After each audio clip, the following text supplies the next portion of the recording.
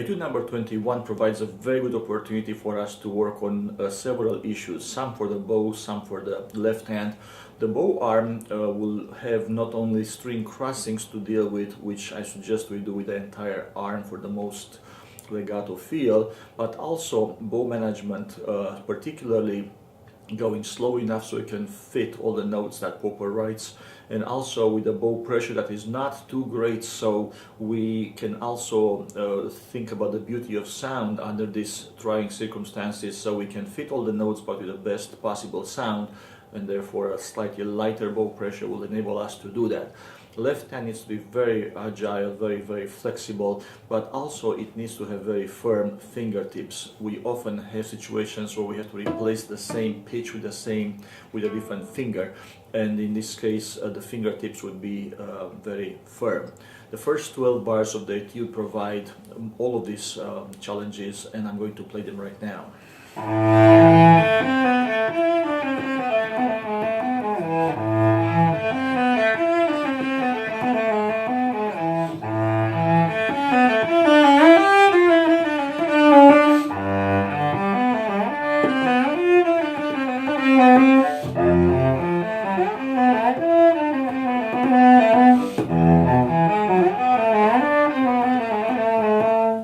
The next 4 bars have a couple of ascents to high harmonic,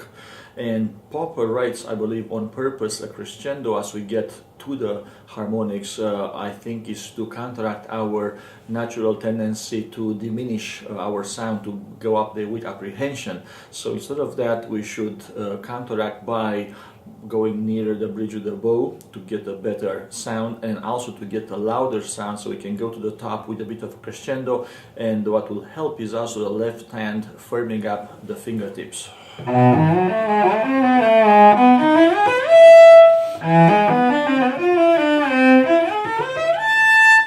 Following this, we have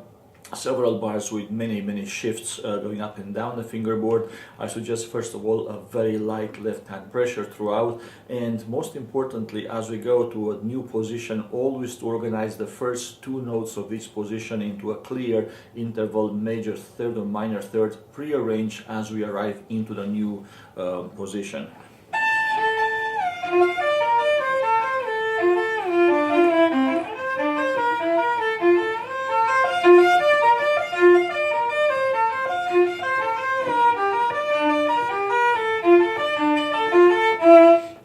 Just arrived, we're going to start the chain of several situations where we have to articulate well because we have finger replacements.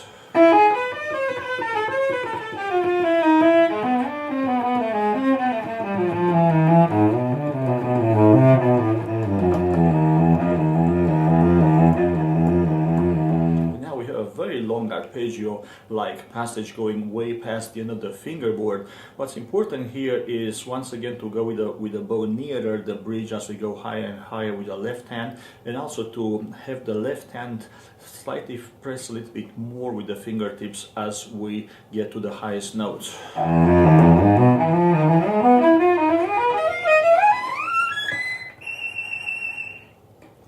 Going on, beginning with bar number 37, there's another challenge that we have, not only to continuously watch the bow that we fit all the notes as Popper indicates, but also to organize our hands very well into big hands and small hands and extra small hands, so we have a very good definition to our intonation.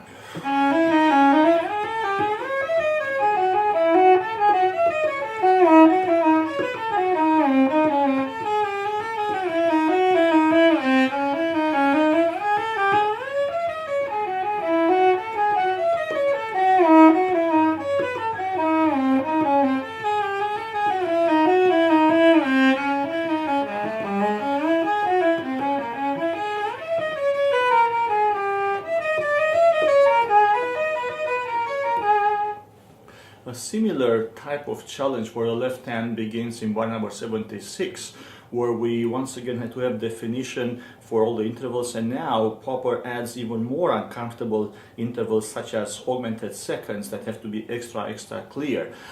We also have to continue to watch the bow so we can fit all the notes, but also to have, as we go higher and higher and also shift back and forth, we have light left hand pressure and very good hand frame whereby every octave position is well defined, and of course it contracts and expands as necessary. So as we go slowly, I suggest that we overdo all these half steps, extremely small, a big hand, very clearly different than a small one, and so on and so forth.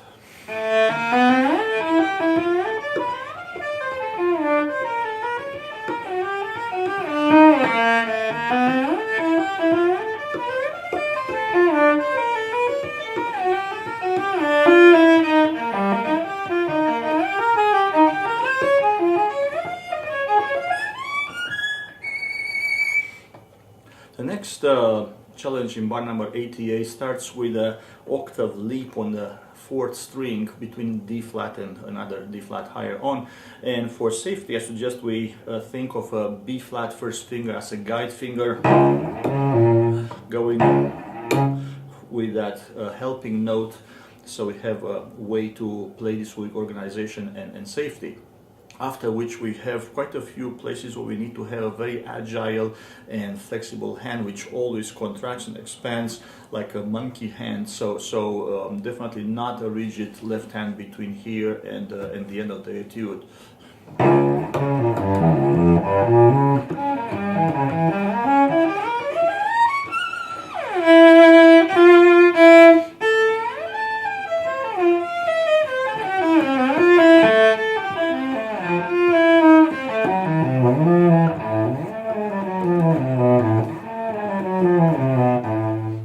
The last mini challenge starts in bar number 115 and goes to the very end, and that will include a few octaves going higher and higher, and in spite of the fact that Popper writes forte underneath, I still think we should always have very light left hand pressure when we have these octaves, so it doesn't sound like we are laboring.